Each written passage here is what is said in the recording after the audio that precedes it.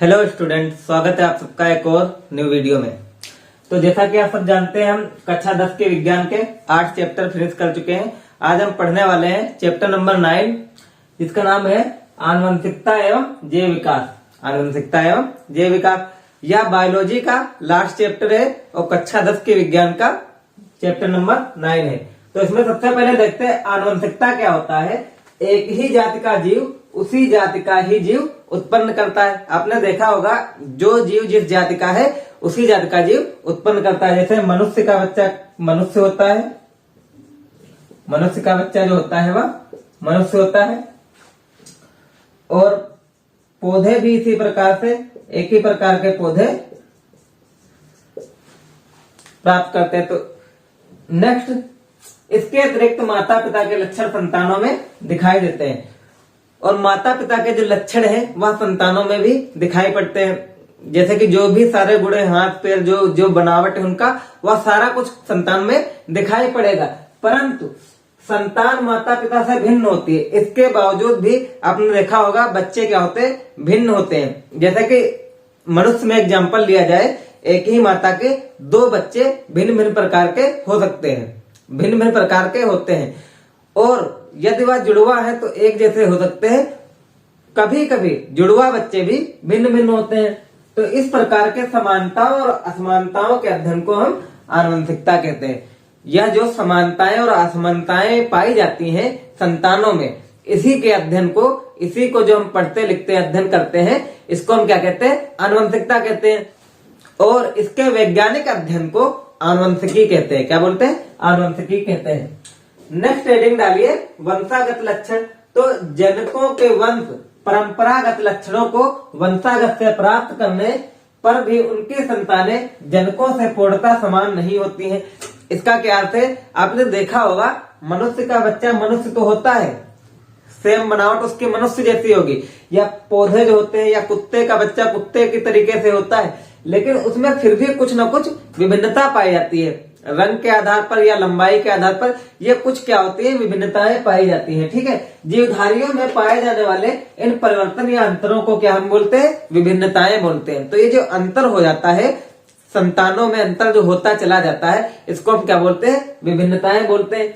ये विभिन्नताएं हमारे लिए अच्छी भी हो सकती हैं और खराब भी हो सकती हैं। ये विभिन्नताएं जो पाई जाती हैं अच्छी भी हो सकती है, खराब भी हो सकती है। विभिन्नताएं या जो होती है मुख्यतः दो प्रकार की होती हैं। एक होती है जननिक, जननिक, या फिर इनको बोलते हैं आनुवंशिक।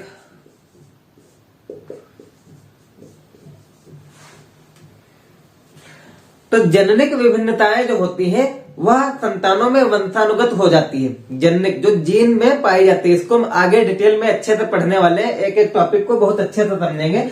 तो जो जीन में, मनुष्य के जीन में जो विभिन्नताएं पाई जाती है, जैसे लंबाई या लक्षण जो होते हैं वंशानुगत हो जाते हैं। देखा होगा कुछ मनुष्य ऐसे हैं जिनके माता पिता काफी लंबे और उनकी संतानें भी लंबी हो जाती हैं। इस प्रकार से शरीर की बनावट, ठीक है, तो ये जो होती है विभिन्नताएं जननिक कही जाती हैं। और कुछ विभिन्नताएं होती हैं जो कि दैहिक होती हैं। क्या होती हैं, दैहिक। ये जो होती है वंशानुगत नहीं होती, या वंशानुगत का मतलब क्या है, यह उनके संतानों में नहीं जाती है। जो दैहिक होती है विभिन्नताएं, वह उनके संतानों में नहीं जाती है। दैहिक विभिन्नताएं होती क्या है, जैसे किसी एक्सीडेंट के कारण, दुर्घटना के कारण किसी का एक हाथ कट गया, तो उसके संतान में वह उस प्रकार से नहीं पाया जाएगा, क्योंकि उसकी संतान जो होगी वह उसका भी हाथ कटा हो इस प्रकार से नहीं होता है। तो दैहिक विभिन्नताएं जो होती है वह नहीं पाई जाती। जैसे पहलवान है तो उसका बच्चा जो होगा वह पहलवान नहीं पाया जाएगा। तो इस प्रकार के लक्षणों को हम क्या बोलते हैं, वंशागत लक्षण बोलते हैं। जो एक जनक से उसकी पीढ़ी में जाते रहते, तो इन लक्षणों को हम क्या बोलते हैं, वंशागत लक्षण बोलते हैं। आप इसको नोट करना चाहते हो तो इसका स्क्रीनशॉट ले लीजिए। तो नेक्स्ट हेडिंग देखते हैं। सर ग्रेगर जॉन मेंडल जो थे, उन्होंने आनुवंशिकता के बारे में कुछ नियम दिए। नाम याद रखना है, Gregor John Mendel, Gregor John Mendel. ठीक है, ये नाम भूलना नहीं है, याद रखना है। इनको आनुवंशिक आनुवंशिकता के जनक भी कहा जाता है, आनुवंशिकी के जनक कहा जाता है ग्रेगर जॉन मेंडल, या फिर इसको कभी कभी केवल मेंडल भी लिखा होता है, कहीं पर केवल मेंडल लिखा होगा तो इसका मतलब है सर ग्रेगर जॉन मेंडल। तो इन्होंने देखा कि जो माता पिता होते हैं उनसे संतान में गुण जो जाते हैं वह किस प्रकार से जाते हैं, तो इस पर आधारित इन्होंने कुछ नियम बनाए। जैसे कि इनका एक नियम था प्रभाविता का नियम। क्या नियम था? प्रभाविता का नियम। और पृथक्करण का नियम, पृथक्करण का नियम। और था इनका स्वतंत्र अपहरण का नियम।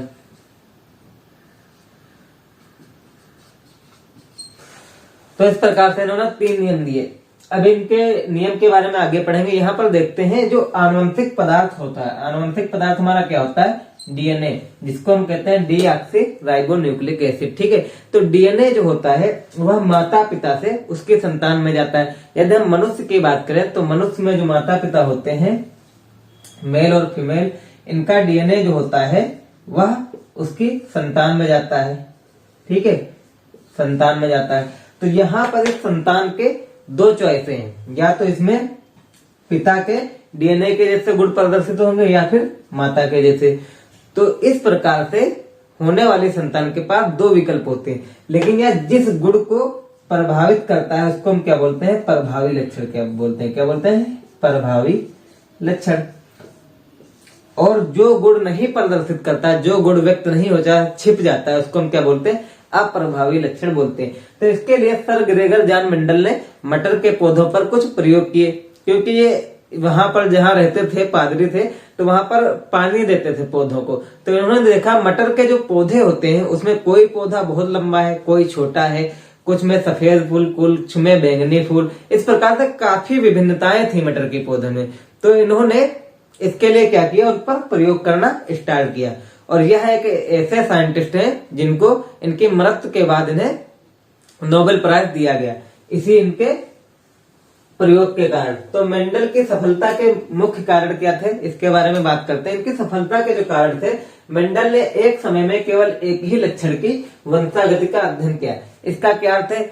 उन्होंने एक समय में एक ही लक्षण के वंशागति का अध्ययन किया। जैसे कि अगर हम बात करें आकार की, तो आकार में पौधों का आकार, मटर के पौधों का आकार एक तो हो सकता है लंबा पौधा, दूसरा बौना पौधा।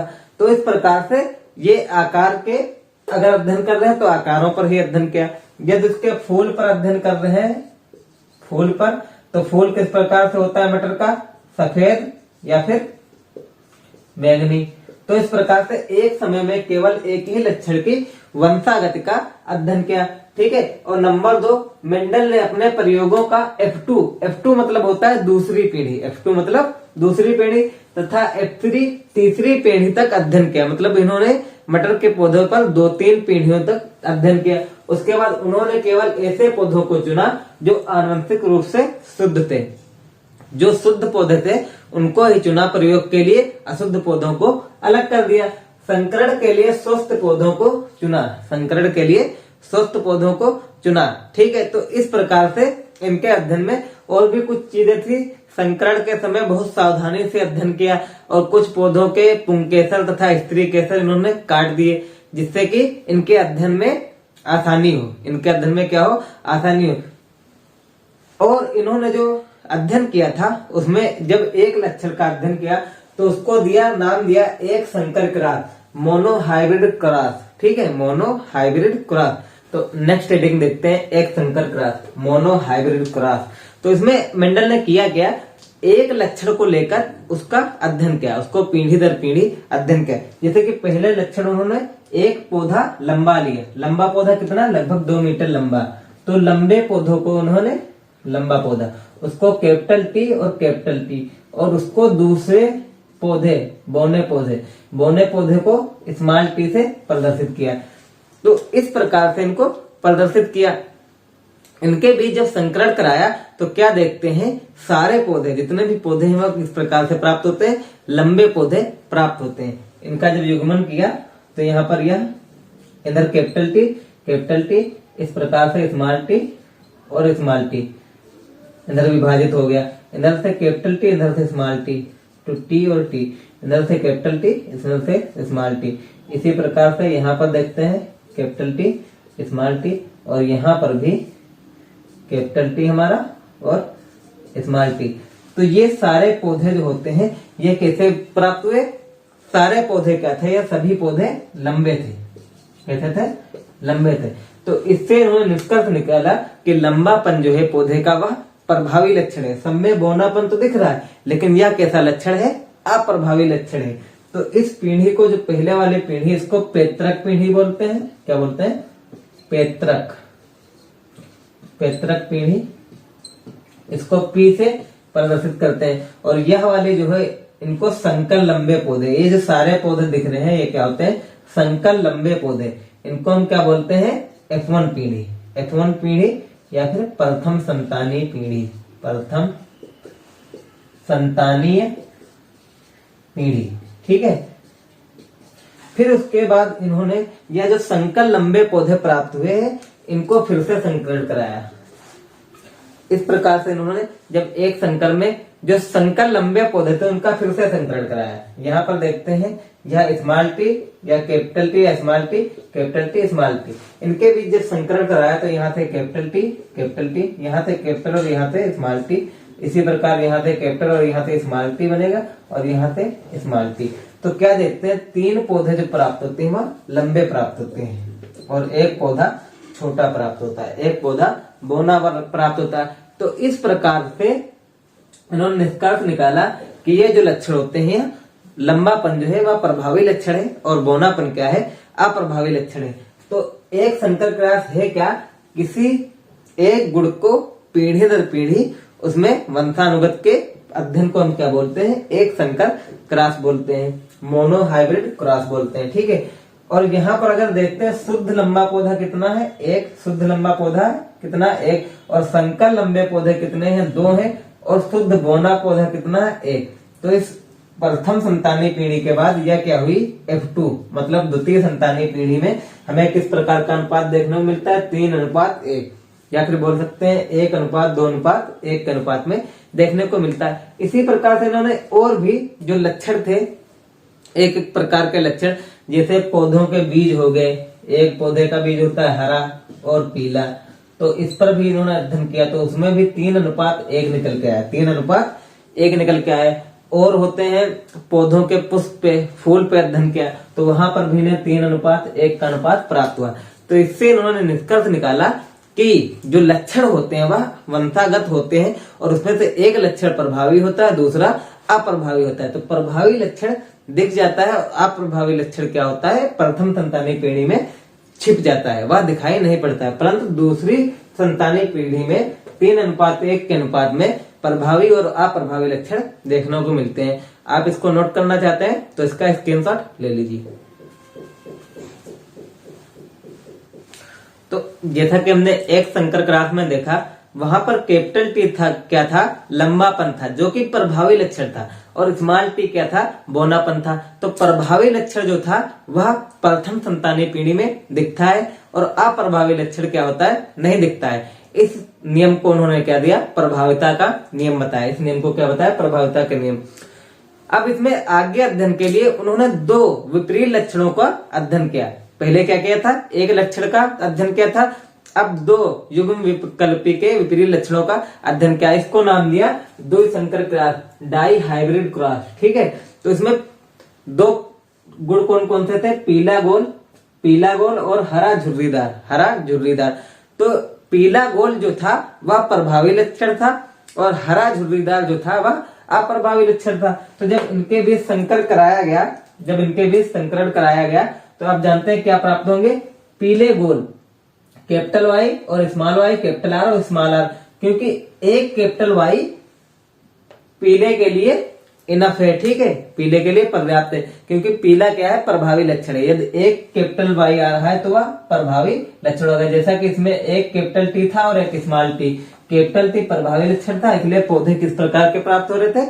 लंबे पौधे प्राप्त हो रहे थे। तो इसलिए यहाँ पर यह कैसा होगा? पीला होगा। और गोल होगा। गोल के लिए एक आर ही पर्याप्त है और हरे के लिए दोनों वाई स्मॉल लेटर में होने चाहिए और झुर्रीदार के लिए दोनों आर क्या होने चाहिए, स्मॉल लेटर वाले दोनों आर होने चाहिए। तो यहाँ पर पीले और प्रभावी लक्षण को 2 वाई से, कैपिटल वाई से प्रदर्शित किया गया और गोल को 2 कैपिटल आर से प्रदर्शित किया। इसी प्रकार से हरे को 2 स्मॉल वाई और झुर्रीदार को 2 स्मॉल आर अक्षर से प्रदर्शित किया। जब इनके बीच संकर कराया गया तो हमें क्या मिले, पीले गोल पौधे। किस प्रकार के मिले, पीले गोल पौधे, लेकिन इनको क्या बोलते हैं, संकर पीले गोल पौधे। और इस पीढ़ी को नाम दिया गया F1 पीढ़ी। इस पीढ़ी को नाम क्या दिया गया, F1 पीढ़ी। अब आगे इनका जब युग्मन करेंगे और इनका संकरण कराने के लिए हम इस प्रकार से नहीं समझ सकते, तो उसके लिए हम एक चक्रीय विधि का उपयोग करेंगे। तो यहाँ पर देखते हैं, इस प्रकार से यहाँ कुछ चक्रीय विधि हमारी। तो यहाँ पर कैपिटल वाई कैपिटल आर होता है और यहाँ पर कैपिटल वाई स्मॉल आर होता है। यहाँ पर स्मॉल वाई कैपिटल आर होता है और यहाँ पर स्मॉल वाई और स्मॉल आर होता है। ठीक इसी प्रकार इधर भी मिलेंगे युग्मन करने पर, capital Y capital R, capital Y small Y capital R और स्मॉल वाई स्मॉल आर। इस प्रकार से यहाँ पर प्राप्त होते हैं। यह युग्मन हुआ कैसे, जैसा कि यदि हम वहां पर पहले वाले में देखें, पहले वाला समझते हैं। जब यह प्राप्त हुआ था टी और टी 2 संकर पौधे, तो इनका हमने जब युग्मन किया था, तोड़ा था, तो यह कैपिटल टी अलग हो गया था, स्मॉल टी अलग, कैपिटल टी अलग हो गया था, कैपिटल टी अलग हो गया था और स्मॉल टी अलग हो गया था। ठीक उसी प्रकार यहाँ पर भी जब हम युग्मन कराते हैं कैपिटल वाई और स्मॉल वाई और कैपिटल आर स्मॉल आर का, तो यहाँ पर कैपिटल वाई मिलकर कैपिटल आर कैपिटल वाई और कैपिटल वाई स्मॉल आर मिलकर क्या बनाते हैं, कैपिटल वाई स्मॉल आर। इसी प्रकार से स्मॉल वाई कैपिटल आर मिलकर स्मॉल आर कैपिटल वाई और स्मॉल वाई स्मॉल आर मिलकर स्मॉल वाई और स्मॉल आर प्रकार के यह युग्मन बनता है। इसी प्रकार से दूसरे पौधे में भी युग्मन बनेगा। तो एक पौधे का युग्मन इधर हो गया और दूसरे पौधे का इस प्रकार से हमने लिख लिया। तो अब देखते हैं किस प्रकार के पौधे प्राप्त होंगे। क्योंकि यहाँ पर देखते हैं कैपिटल वाई तो दोनों वाई कैपिटल लेटर में और दोनों आर भी कैपिटल लेटर में। और फिर यहाँ पर देखते हैं दोनों वाई क्या होंगे, कैपिटल लेटर में, एक आर कैपिटल एक आर स्मॉल। ठीक इसी प्रकार कैपिटल वाई कैपिटल आर और यहाँ पर भी कैपिटल वाई स्मॉल वाई इधर से, कैपिटल आर इस साइड से और स्मॉल आर इस साइड से। नेक्स्ट लाइन में capital Y small R capital R ऊपर से, स्मॉल आर इधर से। फिर इधर से दोनों वाई कैपिटल लेटर में और दोनों आर क्या है, स्मॉल लेटर में। दोनों आर कैसे हो गए, स्मॉल लेटर में। यहाँ पर देखते हैं इधर से कैपिटल वाई और इधर से स्मॉल वाई। इधर से आर कैपिटल आएगा ऊपर से और इधर से स्मॉल आर। ठीक इसी प्रकार इधर से कैपिटल वाई इस साइड से और ऊपर से स्मॉल वाई। इधर से स्मॉल आर और इधर से भी स्मॉल आर। नेक्स्ट देखते हैं, ऊपर से कैपिटल वाई, नीचे से इधर से स्मॉल वाई, लेकिन दोनों आर किस प्रकार के रहेंगे, कैपिटल आर। ठीक इसी प्रकार कैपिटल वाई स्मॉल वाई, इधर से स्मॉल वाई, कैपिटल आर इस साइड से और स्मॉल आर ऊपर से। तो इधर से देखेंगे तो दोनों वाई क्या रहेंगे, स्मॉल लेटर में और दोनों आर कैसे रहेंगे, कैपिटल लेटर में। ठीक है, तो नेक्स्ट यहाँ पर स्मॉल वाई दोनों साइड से, ऊपर से भी और इधर से भी। इधर से कैपिटल आर और ऊपर से स्मॉल आर। लास्ट लाइन में ऊपर से कैपिटल वाई, नीचे से स्मॉल वाई, उधर से कैपिटल आर, इधर से small R. Next capital Y, इधर से स्मॉल वाई और इधर से स्मॉल आर और इधर से भी स्मॉल आर। ऊपर से स्मॉल वाई, इधर से भी स्मॉल वाई, तो दोनों वाई छोटे वाले और ऊपर से आर कैपिटल लेटर में है, इधर से आर स्मॉल लेटर में। फिर लास्ट वाले में देखते हैं दोनों वाई स्मॉल लेटर में है और इधर भी दोनों आर स्मॉल लेटर में। तो इस प्रकार से इसका कुछ संकरण होता है। अब देखते हैं पौधे किस प्रकार के बने हैं। तो पौधे किस प्रकार के बने, तो यहाँ पर जो एक वाई भी अगर होगा तो पौधा कैसा होगा, पीला होगा। एक वाई भी अगर कैपिटल लेटर का है तो पौधा कैसा होगा, पीला होगा। और अगर एक भी आर अगर कैपिटल लेटर का होगा तो पौधा कैसा होगा, गोल होगा। क्योंकि यह दोनों कैसे हैं, प्रभावी लक्षण है। तो यहाँ पर नंबर 1 पौधे बनते हैं पीले गोल बीज वाले। ठीक है, फिर उसके बाद देखते हैं यहाँ पर कहीं पर दोनों वाई भी छोटे आ रहे हैं और दोनों आर कैपिटल आ रहे हैं। यदि दोनों वाई छोटे हैं तो हर पौधा कैसा होगा, हरा, हरे, और दोनों आर यदि बड़े हैं तो कैसा होगा, गोल, तो हरा गोल पौधा भी बनेगा। ठीक है, उसके बाद नेक्स्ट लाइन में देखते हैं यहाँ पर और कैसा पौधा बन रहा। यदि दोनों आर छोटे वाले हैं तो पौधा कैसा होगा, झुर्रीदार, और यदि एक वाई भी बड़ा है तो कैसा होगा, पीला, तो पीले झुर्रीदार, पीले झुर्रीदार पौधे। उसके बाद देखते हैं दोनों वाई भी स्मॉल लेटर में, दोनों आर भी स्मॉल लेटर में, तो इसको हम क्या बोलेंगे, हरे झुर्रीदार। क्या बोलेंगे, हरे झुर्रीदार। अब चेक करते हैं कौन से पौधे कितने बनते हैं, तो काउंटिंग शुरू करते हैं। नंबर 1 देखते हैं, यहाँ पर कैपिटल वाई और कैपिटल आर दिख रहा है, तो एक पौधा यहाँ कैसा हो गया, पीला गोल। कैसा हो गया, पीला गोल, तो पीले गोल वाले पहले काउंट करते हैं। यहाँ कैसा हो गया, पीला गोल। यहाँ पर भी कैपिटल वाई कैपिटल आर दिख रहा है, तो दूसरा पौधा हो गया पीला गोल। यहाँ पर 3, यहाँ पर 4, यहाँ पर 5। यहाँ पर देखते हैं कैपिटल वाई तो है लेकिन कैपिटल आर इसमें नहीं है, तो यहाँ पीला तो होगा लेकिन गोल नहीं होगा, पीला तो होगा लेकिन गोल नहीं होगा। नेक्स्ट देखते हैं यहाँ पर 6, यहाँ पर भी आर नहीं है। यहाँ पर देखते हैं 7, यहाँ पर देखते हैं 8, उसके बाद यहाँ पर नहीं है, दोनों वाई स्मॉल लेटर में, और यहाँ पर देखते हैं 9। फिर यहाँ पर देखते हैं आर कैपिटल में नहीं है, यहाँ पर आर है परंतु वाई नहीं है कैपिटल लेटर में, और यहाँ पर ना तो आर है ना पर वाई कैपिटल लेटर में। तो पीले गोल कितने पौधे प्राप्त हुए हमें, 9 पौधे। कितने प्राप्त हुए, 9 पौधे प्राप्त हुए। आप कमेंट में बताओ कि हरे गोल कितने पौधे प्राप्त होंगे और पीले झुर्रीदार पौधे कितने प्राप्त होंगे, और हरे झुर्रीदार कितने पौधे। यदि आपको समझ में आया है तो कमेंट करिए कि ये कितने कितने पौधे प्राप्त होंगे। तो यहाँ पर उन्होंने देखा कि आगे वीडियो देखने से पहले आपको कमेंट करना है।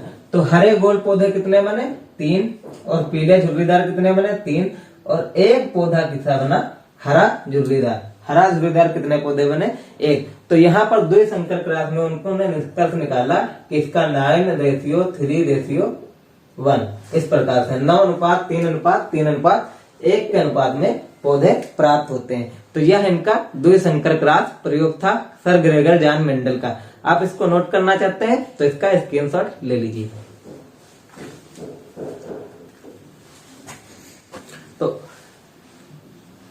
तो नेक्स्ट हेडिंग देखते हैं। मेंडल ने जो कार्य किए, जो प्रयोग किए, उसमें जो प्रयुक्त होने वाले शब्दावली थे, जैसे प्रभावी अप्रभावी, तो इसको डिटेल में समझते हैं। तो सबसे पहले इनकी टर्मिनोलॉजी थी प्रभावी और अप्रभावी लक्षण। तो प्रभावी और अप्रभावी लक्षण क्या है, जब इन्होंने संकरण कराया, 2 विपरीत लक्षणों में संकरण कराया, तो जो लक्षण दिखा वह क्या हो गया, प्रभावी लक्षण, और जो लक्षण छिप गया वह क्या हो गया, अप्रभावी। तो F1 पीढ़ी में जो लक्षण दिखा, जैसा कि आपने देखा था मटर के दाने पर, मटर के पौधे पर इन्होंने जो प्रयोग किया उसमें लंबापन क्या था, वह F1 पीढ़ी में दिख रहा था, और बौनापन नहीं दिख रहा था। ये दिख रहा था ये वाला, और ये बौनापन नहीं दिख रहा था। तो लंबापन क्या हो जाएगा, यह प्रभावी लक्षण होगा। क्या होगा, प्रभावी लक्षण। और बौनापन क्या हो जाएगा, अप्रभावी लक्षण हो जाएगा, बौनापन। उसके बाद देखते हैं एलील। एलील क्या होता है, एलील का अर्थ है ये जोड़ी में विपरीत लक्षणों को एलील कहते हैं। एक जोड़ी विपरीत लक्षणों को क्या हम बोलते हैं, एलील बोलते हैं। जैसे कि एग्जाम्पल के लिए लंबापन और बौनापन क्या हो गया, एलील हो गया है। यदि हम आकार की बात करें तो आकार में लंबापन और बौनापन क्या कहलाएगा, एलील कहलाएगा। उसके बाद अगर हम फूल के रंग की बात करें तो फूल का रंग कैसा होता है, सफेद होता है और बैंगनी होता, तो यह भी एलील कहलाएंगे। उसके बाद देखते हैं समयुग्मजी। समयुग्मजी का अर्थ क्या है, ये एक जोड़ी विपरीत लक्षण, एक जोड़ी विपरीत लक्षण इसमें जो होता है समयुग्मजी में, इसमें एक जोड़ी लक्षण, दोनों लक्षण कैसे होने चाहिए, या तो दोनों लक्षण प्रभावी होने चाहिए या फिर दोनों लक्षण अप्रभावी होने चाहिए। तो उसको हम क्या बोलेंगे, समयुग्मजी बोलेंगे। यदि दोनों लक्षण प्रभावी है या फिर दोनों लक्षण अप्रभावी, तो उसको हम क्या बोलेंगे, समयुग्मजी बोलेंगे। उसके बाद देखते हैं संकर। संकर क्या कहलाता है, यदि 2 विपरीत लक्षणों वाले नर और मादा, 2 विपरीत लक्षण वाले नर और मादा के बीच निषेचन कराया जाता है, उससे जो संतान उत्पन्न होती है उसको हम संकर कहते हैं। उसको हम क्या बोलते हैं? संकर बोलते हैं।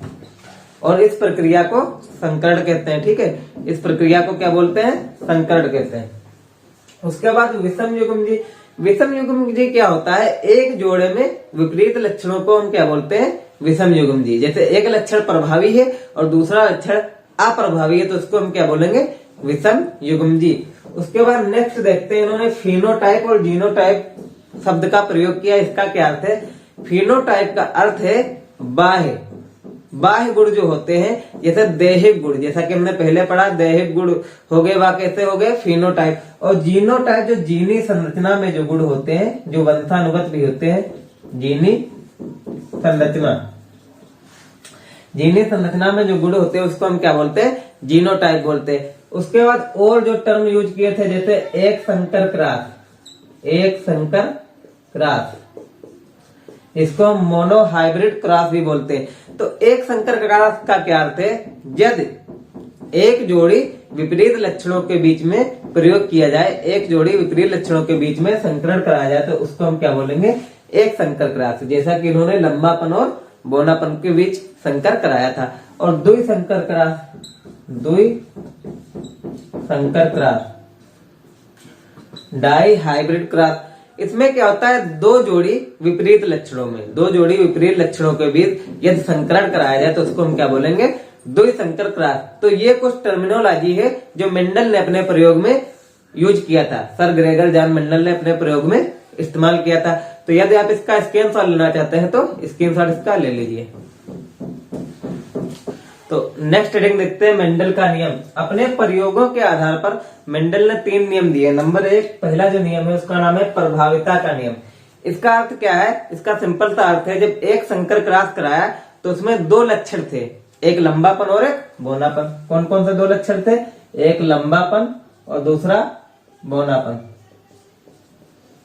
परंतु प्रथम संतानी पीढ़ी F1 में केवल कौन सा लक्षण प्रदर्शित होता है? लंबापन, लंबापन प्रदर्शित होता है। तो जो लक्षण F1 पीढ़ी में दिखाई पड़ता है उसको हम क्या बोलते हैं? प्रभावी लक्षण बोलते हैं। और जो लक्षण दिखाई नहीं पड़ता उसको हम क्या बोलते हैं? अप्रभावी लक्षण बोलते हैं। और इस नियम को हम क्या बोलते हैं? प्रभाविता का नियम कहते हैं। नंबर 2 इनका था पृथक्करण का नियम। पृथक्करण का नियम से क्या तात्पर्य है? जब लंबेपन और बौनेपन का जो पौधे है उनका संकरण कराया गया, जो पौधा बनता है वह संकर लंबा पौधा, इसमें दोनों का मिश्रण होता है, दोनों का मिश्रण होता है, लंबेपन का भी और बौनेपन का। लेकिन फिर भी ये जो होते हैं अलग दिखते हैं। इसमें केवल कौन सा गुण दिखता है? लंबापन। इस प्रकार से कह सकते हैं यह पूर्णतया मिश्रित नहीं है, मिश्रित नहीं है। तो इसको हम क्या बोलते हैं? पृथक्करण का नियम बोलते हैं। नंबर 3 देखते हैं, स्वतंत्र अपविहन का नियम। तो इस नियम के अनुसार मेंडल ने क्या बताया कि जो कोई पौधा है या कोई भी है उसमें जो एक जोड़ी लक्षण होते हैं वह स्वतंत्र होते हैं कि कौन सा लक्षण कब प्रदर्शित होगा, और युग्मक में अपना स्थान स्वतंत्रता पूर्वक निश्चित करते हैं या उसके डीएनए पर निर्भर करता है। तो इस प्रकार से मेंडल ने 3 नियम दिए। नंबर 1 था प्रभाविता के नियम, पृथक्करण का नियम और स्वतंत्र अपविहन का नियम। आप इसको नोट करना चाहते हैं तो इसका स्क्रीनशॉट ले लीजिए। तो नेक्स्ट हेडिंग लगाइए, आनुवंशिक पदार्थ, जेनेटिक मटेरियल। तो जेनेटिक मटेरियल होता क्या है? डीएनए जो होता है वह आनुवंशिक पदार्थ होता है, जेनेटिक मटेरियल होता है। डीएनए का पूरा नाम होता है डीऑक्सीराइबोन्यूक्लिक एसिड, डीऑक्सीराइबोन्यूक्लिक एसिड, या फिर आप बोल सकते हैं डीऑक्सीराइबोन्यूक्लिक अम्ल। ठीक है, तो यह होता है डीएनए। या जो होता है प्रोकैरियोटिक सेल जो होता है, प्रोकैरियोटिक कोशिका जो होता है उसमें गुणसूत्र के रूप में, किस रूप में? गुणसूत्र के रूप में पड़ा रहता है। और यूकैरियोटिक जो होती है कोशिकाएं, यूकैरियोटिक कोशिका में गुणसूत्र प्लस प्रोटीन के रूप में यह कोशिका होती है। जैसा कि आप सब जानते हैं, इसमें क्या होता है?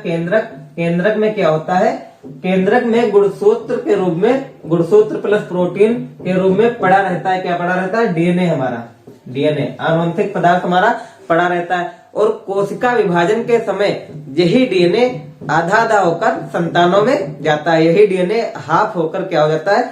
संतान में। जब कोशिका विभाजित होती है तो यही डीएनए हमारा संतान में जाता है। इसलिए हम इसको आनुवंशिक पदार्थ बोलते हैं। इसलिए इसको हम क्या बोलते हैं? आनुवंशिक पदार्थ। यदि आप इसको नोट करना चाहते हैं तो इसका स्क्रीनशॉट ले लीजिए। नेक्स्ट हेडिंग लगाइए, मनुष्य में लिंग निर्धारण। तो देखते हैं होता क्या है। मनुष्य में जो होता है गुणसूत्रों की संख्या होती है 46। कितनी होती है? 46 गुणसूत्र। यदि इसकी जनन कोशिकाओं में बात करें तो जनन कोशिकाओं में 22 जोड़ा जो होता है एक जैसे होते हैं, मतलब 44 गुणसूत्र जो होते हैं वह एक समान होते हैं, जिन्हें हम कहते हैं ऑटोसोम। क्या बोलते हैं? ऑटोसोम्स। और 2 अलग होते हैं जिन्हें हम बोलते हैं हेट्रोसोम्स। क्या बोलते हैं? हेट्रोसोम्स। पुरुषों में यह एक्स वाई और स्त्री में जो होता है एक्स एक्स ही होते हैं। पुरुषों में एक जैसे होते हैं एक्स एक्स, स्त्री में एक जैसे होते हैं एक्स एक्स। पुरुषों में क्या होते हैं? एक्स वाई होते हैं। तो पुरुष में जो एक्स वाला गुणसूत्र होता है या बड़ा होता है, एक्स वाला गुणसूत्र कैसा होता है? बड़ा होता है। और वाई वाला कैसा होता है?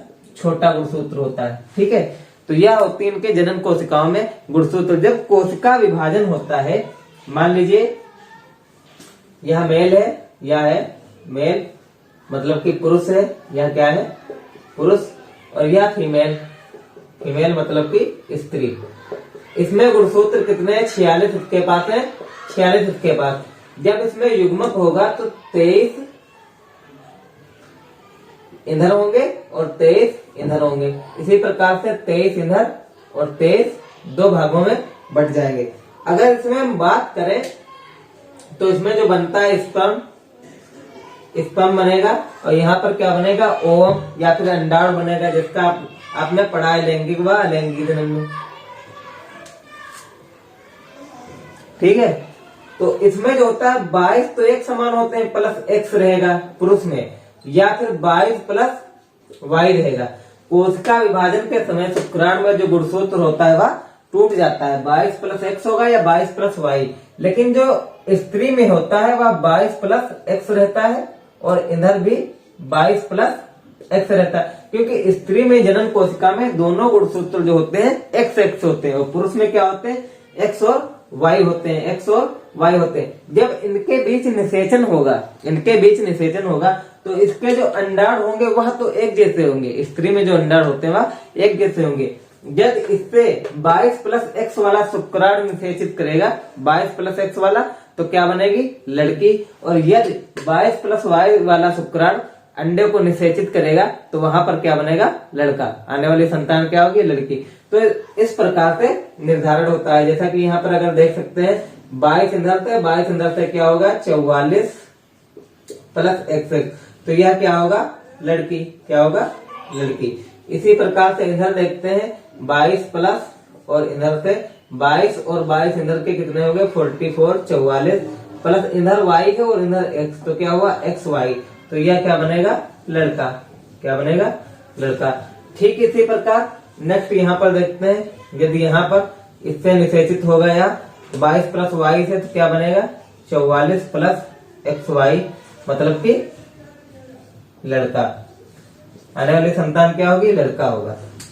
और इधर इसको देखते हैं, यहां से अगर यह निषेचित होगा तो यह क्या होगा?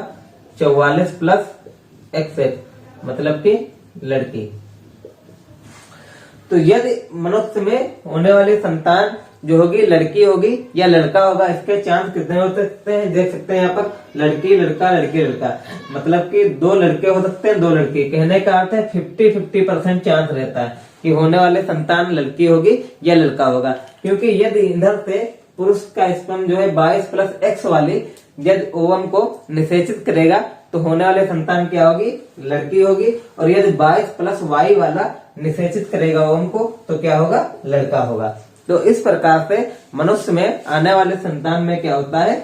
50-50% चांस होते हैं कि होने वाले संतान लड़का होगा या लड़की होगा। तो इसको आप याद रखिए। पुरुष की जनन कोशिका में 22 जोड़ा होते हैं, 22 जोड़ा जो होते हैं सेम होते हैं, जिनको हम बोलते हैं ऑटोसोम। 22 जोड़ा को या फिर 44 को एक ही बात, वो क्या होते हैं ऑटोसोम। और दो जो होते हैं इनको हम लिंग गुणसूत्र भी बोलते हैं, एक्स वाई होते हैं, इनको क्या बोलते हैं हेट्रोसोम। इसमें से एक्स बड़ा होता है और वाई छोटा होता है। स्त्री की जनन कोशिका में बात करें तो 22 जोड़ा एक जैसे होते हैं जिन्हें हम ऑटोसोम्स बोलते हैं, और लिंग गुणसूत्र भी दोनों एक्स एक्स होते हैं। कुल कितने होते हैं 46 गुणसूत्र होते हैं। और यहाँ पर जब कोशिका विभाजन होता है तो 46 तो होते हैं, लेकिन जब मेल में शुक्राणु बनता है शुक्राणु तो यह 23 गुणसूत्र अलग हो जाते हैं, 23 गुणसूत्र अलग हो जाते हैं। कहने का अर्थ 22 जोड़ा में से 22 और यहाँ से प्लस एक्स, और ठीक इसी प्रकार 22 प्लस वाई। और इसी प्रकार महिला में जब ओवम बनता है, अंडाणु का निर्माण होता है, किसका निर्माण होता है अंडाणु, तो यहाँ पर भी 22 प्लस एक्स अलग हो जाते हैं। यदि 22 प्लस एक्स के साथ निश्चित करेगा तो लड़की बनेगी, और 22 प्लस वाई अंडाणु के साथ निश्चित करेगा तो क्या बनेगा लड़के का निर्माण होगा। तो इस प्रकार मनुष्य में लिंग निर्धारण होता है। और होने वाले संतान के चांस कितने रहते हैं 50-50% चांस रहते हैं कि आने वाली संतान लड़की होगी या लड़का होगा। इसको नोट करना चाहते हैं तो इसका इसके अनुसार ले लीजिए। तो नेक्स्ट हेडिंग है विकास, इवोल्यूशन। विकास क्या है, धीरे धीरे होने वाला क्रमिक परिवर्तन है। जो आज के जो हम देख रहे हैं जीव जंतु या पेड़ पौधे जो उच्च कोटि के एवं जटिल संरचना वाले पौधे हैं, वह पूर्व काल के निम्न श्रेणी वाले सरल कोशिका वाले पौधों से मिलकर बने हैं। ठीक है, तो देखते हैं इसी को हम क्या बोलते हैं विकास बोलते हैं। एग्जाम्पल के लिए समझते हैं, यदि कहीं पर कुछ जीव जंतु रहते हैं वह 0 डिग्री सेंटीग्रेड तापक्रम पर रहते हैं जीव जंतु, और यदि किसी कारणवश यहाँ का टेम्परेचर जो है तापक्रम है वह बढ़ना स्टार्ट हो जाए, मान लीजिए 5 डिग्री सेंटीग्रेड, ऐसे से धीरे धीरे करके यहाँ का टेम्परेचर 50 डिग्री सेंटीग्रेड हो जाए, तो यहाँ के जीव जंतु जो होंगे यह जीव जंतु होंगे तो वही, लेकिन इनके रहने में और इनके संरचना में जो अंतर हो जाएगा इसी को हम क्या बोलेंगे जैव विकास बोलेंगे। यहाँ जो जीव जंतु थे उनका रहने का ढंग, खाने पीने का ढंग, वह सब क्या होगा अलग प्रकार से होगा, और ये जो 50 डिग्री सेंटीग्रेड ताप में रहते हैं ये कुछ अलग प्रकार से रहेंगे, जीव जंतु वही है। तो इस प्रकार से विकास होता रहता है। अब विकास पे एक वैज्ञानिकों का मत है, एक संरचना के द्वारा एक इल्यूजन है, उसको हम बोलते हैं एक दृष्टांत। क्या बोलते हैं एक दृष्टांत। तो इस पे एक नजर डालते हैं। तो इसमें एजप्शन है, माना गया है कि कुछ भरंग है। भरंग मतलब आप मान लीजिए कुछ कीड़े हैं, छोटे छोटे से कीड़े हैं, ठीक है, वह लाल रंग के हैं। किस प्रकार के हैं लाल रंग के। कुछ भरंग है जो कि लाल रंग के हैं, इस प्रकार से यह कुछ भरंग है।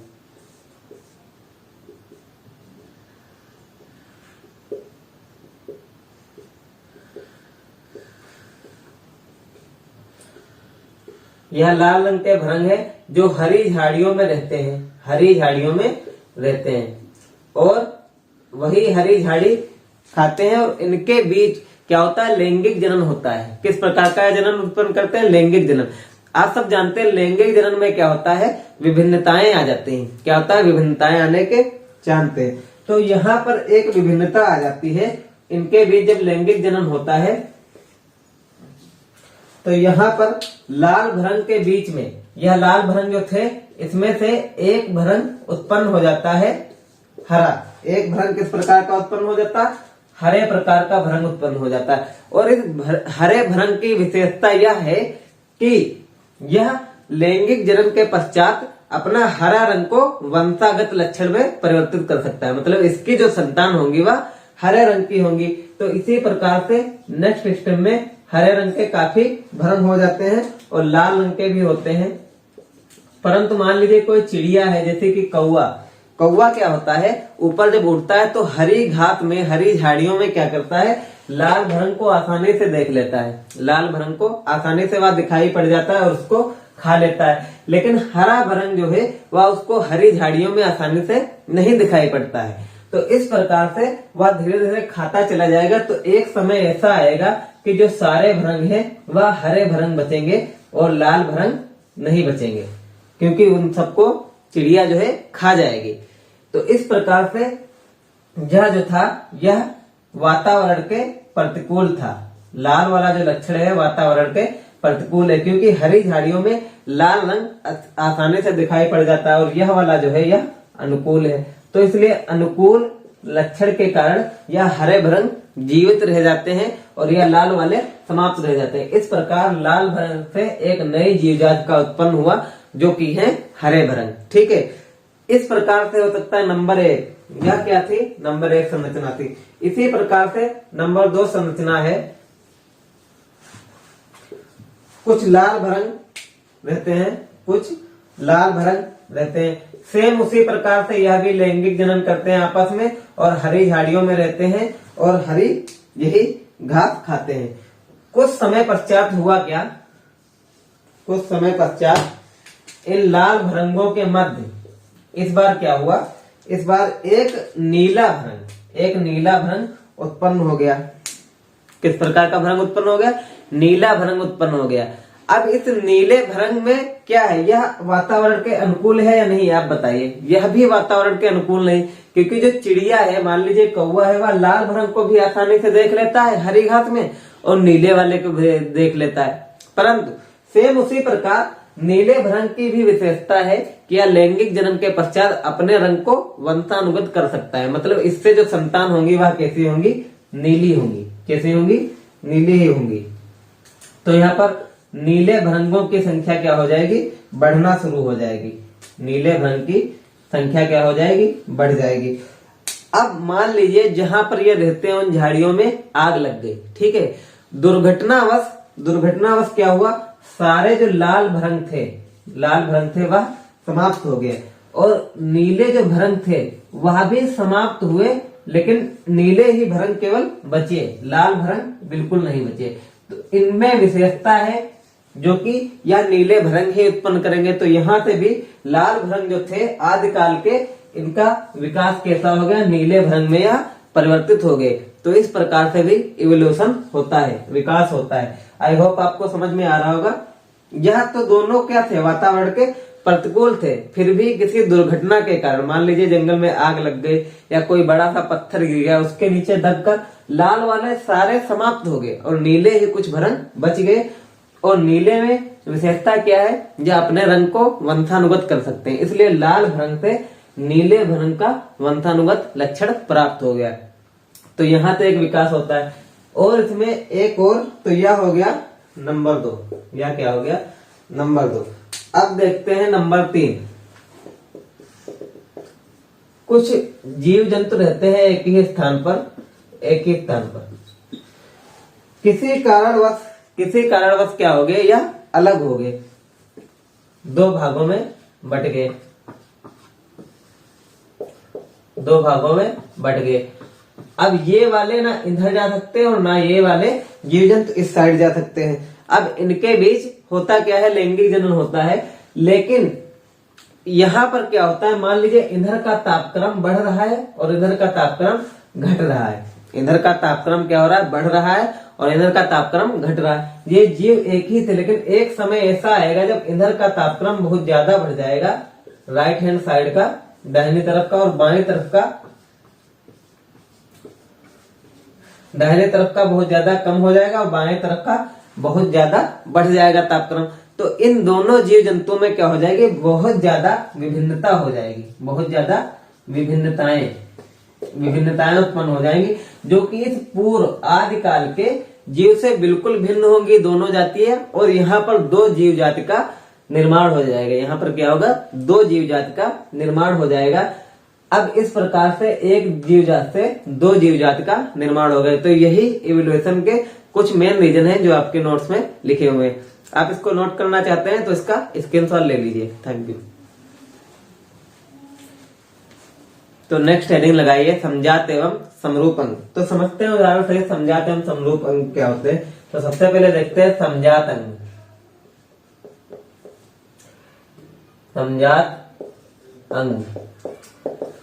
तो इसको ध्यान से सुनना, उस प्रकार के अंग जिनके बनावटी संरचना जो होती है, आंतरिक संरचना एक समान होती है परंतु कार्य अलग अलग होता है, समजात अंग कहलाते हैं। जिनकी बनावटी संरचना एक समान होती है, कार्य अलग अलग होता है, समजात अंग कहलाते हैं। जैसे मनुष्य का हाथ मनुष्य अपने हाथ से कौन से कार्य करता है, किसी चीज को पकड़ने का, उठाने का, ठीक है, इस प्रकार के कार्य करता है मनुष्य। उसमें उसके संरचना में सबसे ऊपर एक बड़ी हड्डी होती है, फिर एक छोटी हड्डी होती है, फिर 2-3 बहुत छोटी छोटी हड्डी होती है। इस प्रकार से मनुष्य का हाथ।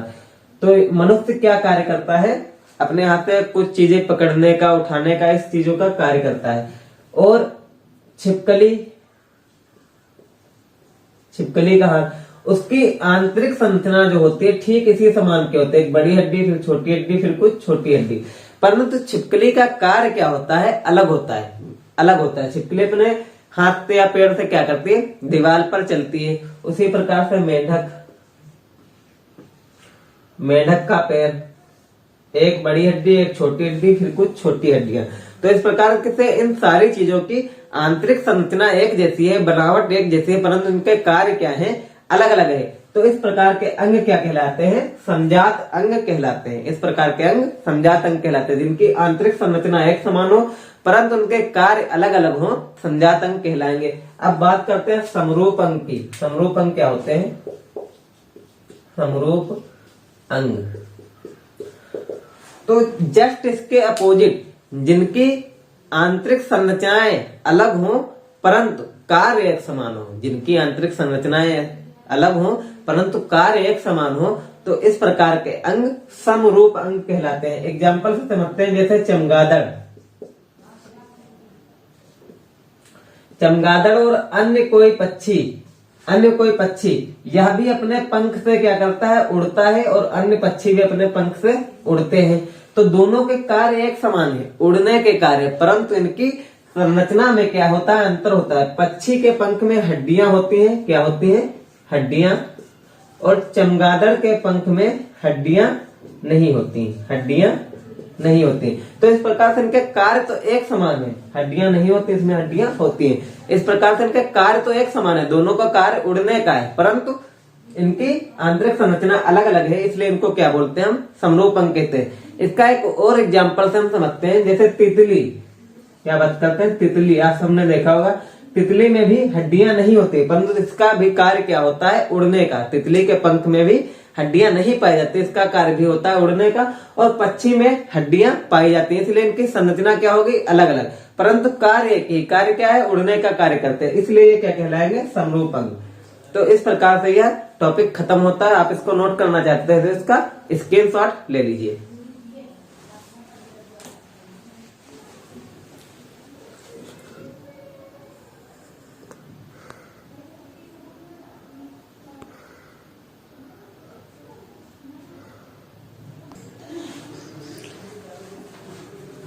तो नेक्स्ट हेडिंग लगाइए, जीवाश्म। समझते हैं जीवाश्म क्या होता है। जो आदिकाल के, पूर्व काल के जो जीव जंतु थे या पेड़ पौधे थे, वह मृत होने के बाद किसी कारणवश पृथ्वी के अंदर दब गए। तो दबने के बाद उनके कुछ प्रिंट मिल जाते हैं, कुछ निशान मिल जाते हैं, कुछ निशान प्रिंट आउट मिल जाते हैं, जैसे उनके कुछ छाप रह गए इस प्रकार से, या फिर उनके कुछ अवशेष भी रह जाते हैं, कोई हड्डी का टुकड़ा या कुछ भी रह जाता है, तो इसको हम क्या बोलते हैं, जीवाश्म बोलते हैं। इसको क्या बोलते हैं, जीवाश्म। इससे फायदा क्या है, इससे पता लगाया जा सकता है कि यह किस जीव का होगा, उसके अध्ययन पे पता लगाया जाता है कि यह किस जीव का होगा और यह किस प्रकार का जीव होगा, क्या क्या कर सकता है, उससे फिर अध्ययन किया जा सकता है। और एक चीज, यदि मान लीजिए कहीं पर कोई काम चल रहा है, खादान का अयस्क वगैरह निकालने का, तो वहां पर कोई जीवाश्म मिलता है, ठीक है, एक जीवाश्म मिला या किस जीव का, उसको पता लगाया गया। फिर उसके बाद कोई और जीवाश्म मिला दूसरा, तो यह किस जीव का, इसको पता लगाया गया। क्योंकि यह वाला जीवाश्म बाद में मिला है, खुदाई के बाद में मिला, अतः यह पहले दबा होगा। इससे निष्कर्ष निकाला जाता है कि यह पहला दबा होगा। तो इस प्रकार के जीव पहले आए होंगे पृथ्वी पर और ये वाले जीव बाद में आएंगे, ये वाले जीव बाद में आएंगे। तो यह जीवाश्म के कुछ फायदे हैं। इस प्रकार से आपका बायोलॉजी कंप्लीट होता है। और यदि आपको वीडियो पसंद आया तो इसको लाइक कीजिए, शेयर कीजिए अपने दोस्तों के साथ और चैनल को सब्सक्राइब कीजिए ऐसे वीडियो देखने के लिए। Thank you so much.